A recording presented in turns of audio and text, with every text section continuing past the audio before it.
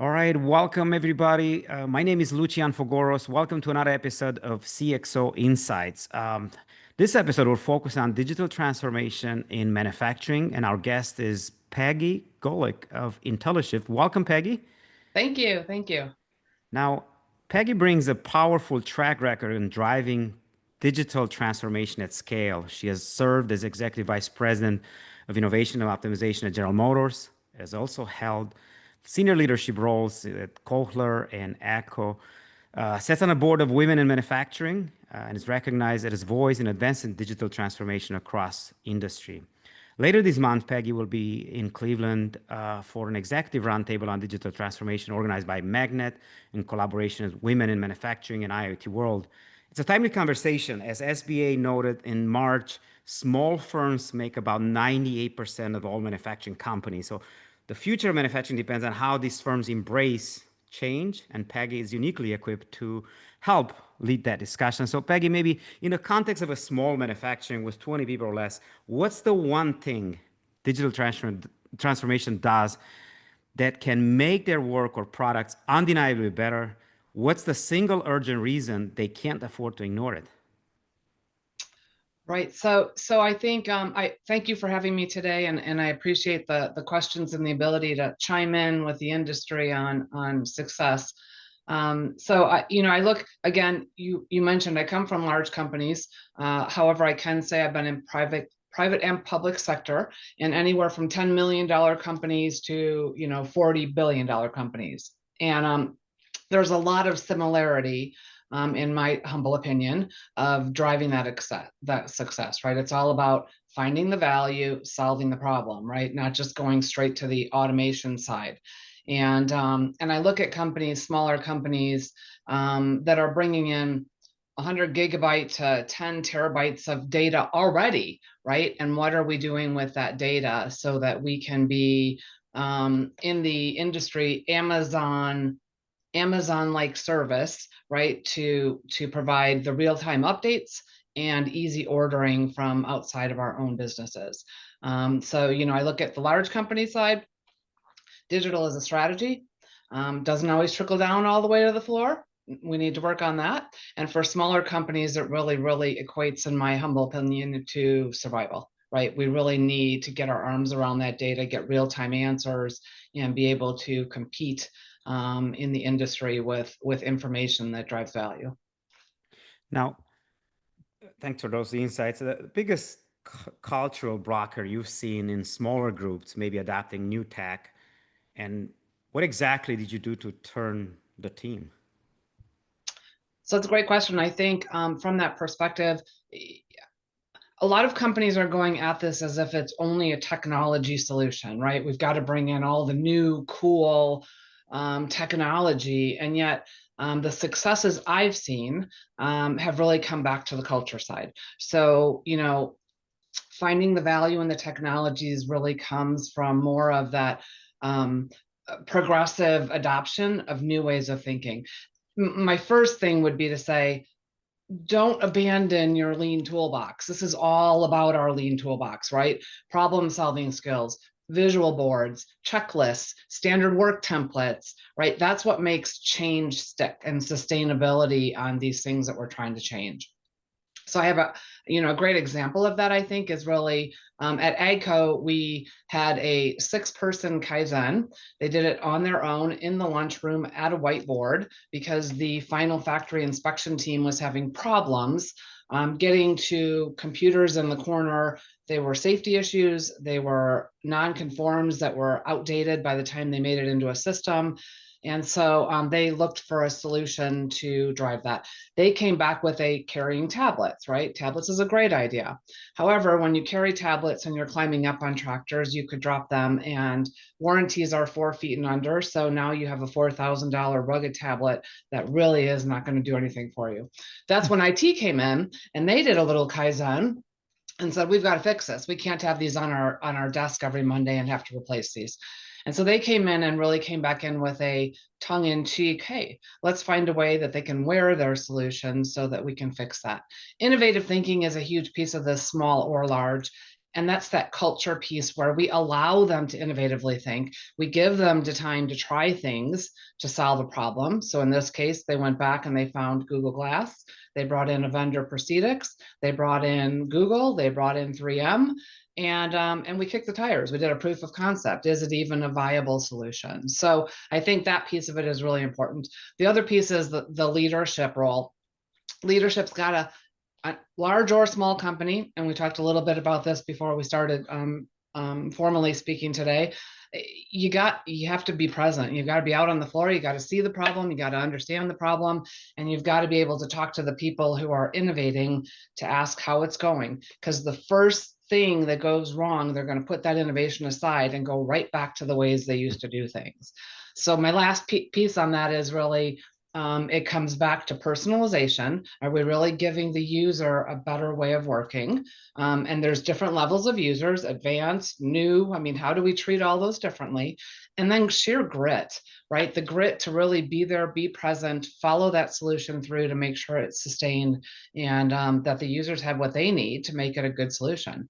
It's not the cool factor. It's not walking through a plant and seeing people in Google Glass. It's the people using that glass to drive 30 to 40% efficiency into their process, right? That you really want to talk about.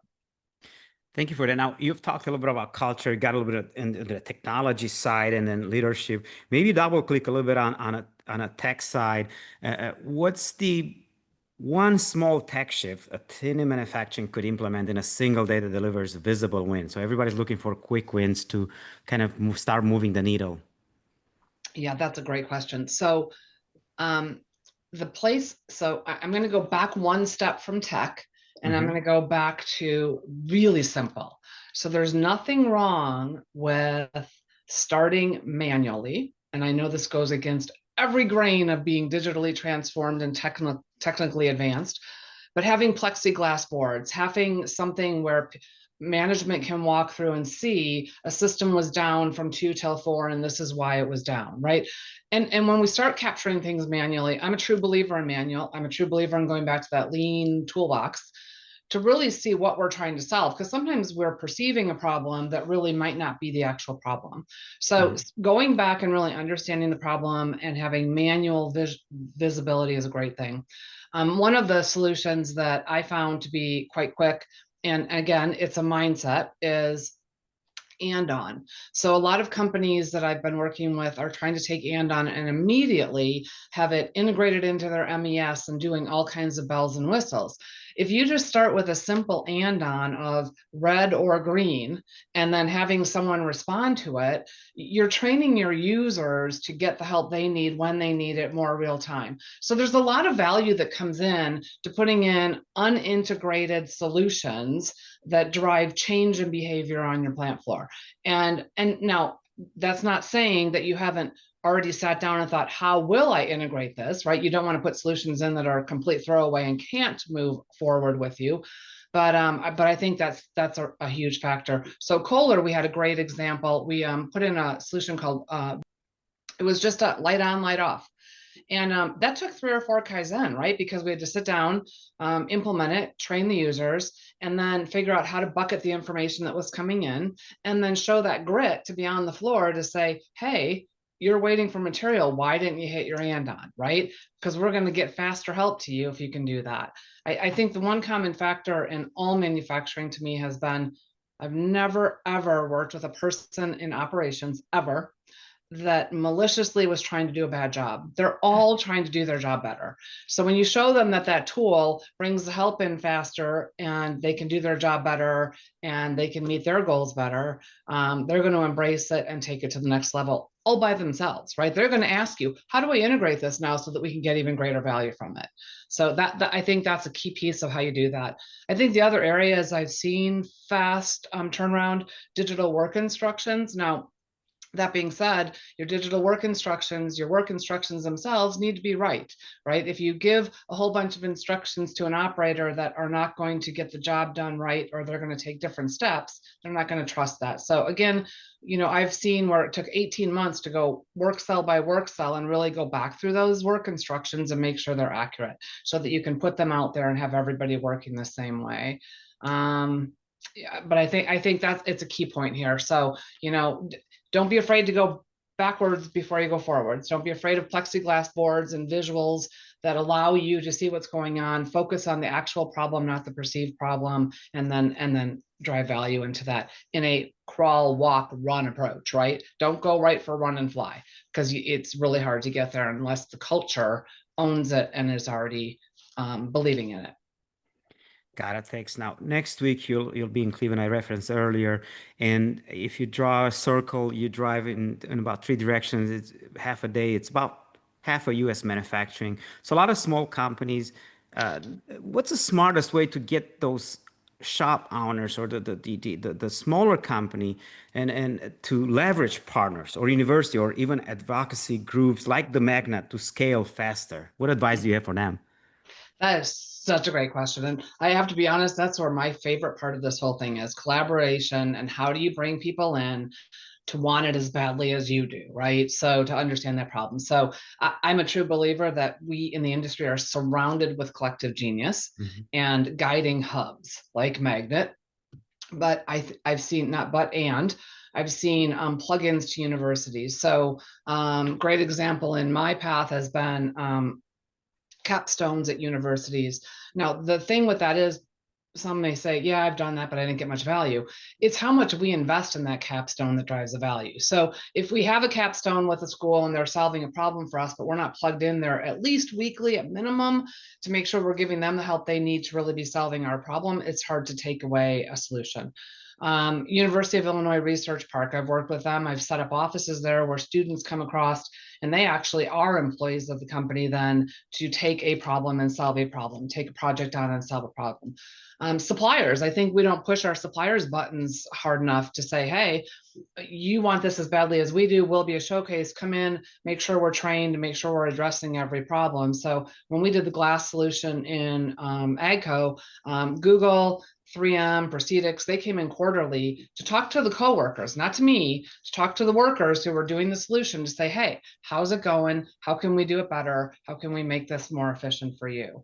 And then those centers of excellence. And I think in small companies, they may not be as big, but the roadmap and the cross-functional team, even in a small company, and then that playbook that everyone's running from is really important. And then my last say is a place that I've invested now is fractional. So fractional consultant contractor. We have so many names for things, right? Industry 4.0, smart factory, digital transformation. But same here. I think if you bring in someone who's been there, done it, you have a great opportunity of not having to hire a digital transformation leader, but get their experience, get that roadmap put in place, and then have checkpoints back with that person to make sure that it's actually happening. Great, thank you. And it's a good segue into my last question about whether it's fractional or the type of leadership. From your experience at places like GM or Echo, what's the one leadership lesson about driving change in a smaller group that you've learned the hard way, something no expert or book can teach you? Yeah, so that's again, I go back to this manual. People I know grimace sometimes thinking we have to go right to drones and lights out. But to get there, I truly believe the companies I've seen that have been successful are, yes, driving the strategy. So let's go back to Fortune 500. If the strategy doesn't make it to the floor, there's really very little value in the strategy or the roadmap. Um, get out of the office. I being on the floor and asking the users how it's going, how we can help, and then responding with help is critical. Personalizing the change has been, I've seen in everything I've done, critical. So let's go back to standard work instructions. Again, if I have a experienced employee in this operation that hasn't had quality issues making this exact product for 20 years, they may only need to know if a widget changed or if there's quality issues coming from up the line, right? They may only need to know two or three things. If I'm a new employee or an employee that just started in this operation, I may need to walk through every instruction just to make sure, right, I'm getting really well versed in how we produce that. And I'm not setting the process time back because I'm doing it my way, right? So that I can follow through. And then I think really, again, I'm going to go back to grit. acting quickly, acting persistently. If you really want these innovative changes, you can't just swoop in, introduce them, and then swoop out and expect them to stick. Because again, the first problem or thing that happens, it's going to get set aside and we're going to go right back to the way we did it before. So I'm just preaching lean right now, right? This is back to our lean toolkit, but I think, change is personal, quick wins are cultural, and leadership really has to drive the grit and the speed. Great summary there. And if you're in the audience, have questions, feel free to leverage the hashtag you see on the screen, and we'll get Peggy to answers. Or feel free to join next week in Oh, Cleveland love at the that. live event, and we'll go from there. So, Peggy, thank you so much for your time, and look forward to host you in the future, perhaps at the IoT World's Manufacturing and Supply Chain or other online events that we host. Thank you so much. This has been fun.